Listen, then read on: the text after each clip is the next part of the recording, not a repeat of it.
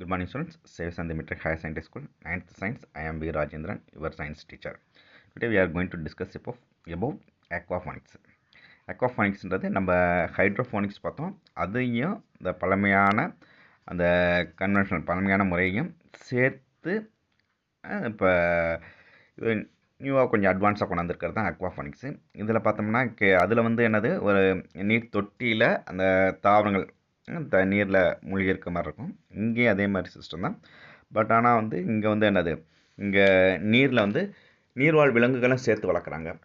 Only வந்து plants மட்டும் இங்கே கல்ச்சர் பண்ணாமல் இங்கே வந்து நீரில் அந்த இருக்கக்கூடிய நீரில் வந்து நீர்வாழ் உயிரினங்களையும் சேர்த்து வளர்த்துட்ருக்காங்க. இப்போ 2 பெனிஃபிட் கிடைக்கிது அக்வாஃபானிக்ஸ் மூலியமாக.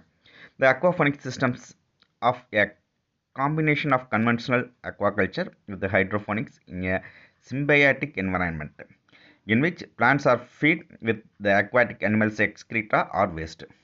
இது தாவரங்களை நீரில் வளர்க்கும் பழமையான முறையையும் மண்ணில்லா வேளாண் முறையையும் சேர்த்து இணைத்து உருவாக்கப்பட்ட ஒரு புதிய முறையாகும். நீர்வாழ் உயிரினங்களால் வெளியேற்றப்படும் கழிவுப் பொருட்களை தாவரங்கள் உள்ளெடுத்துக் கொள்கின்றன. இங்கே தாவரங்கள் உள்ளே எடுத்துக்கொள்கின்றன.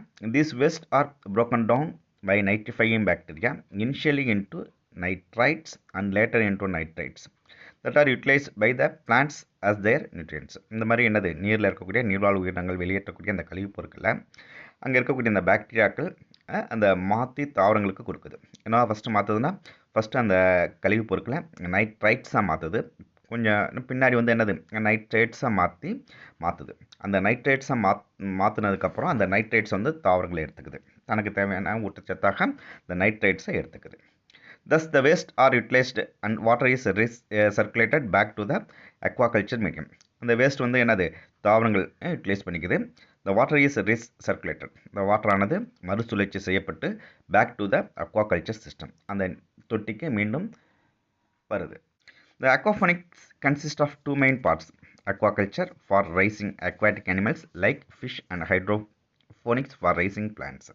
இந்த aquaponics வந்து 2 பகுதிகளை உள்ளடக்கியது. 1 நீர் வளர்த்தல், மீன் போன்ற நீர் உயிரினங்களை வளர்ப்பது. 2 மண்ணில்லா வளர்த்தல், தாவரங்களை வளர்ப்பது.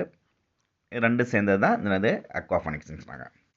Green leafy vegetables like Chinese cabbage, lettuce, basil, coriander, parsley, spinach and vegetables like tomatoes, capsicum, chilies, bell peppers, sweet potato, cauliflower, broccoli and eggplant can be grown in aquaponics.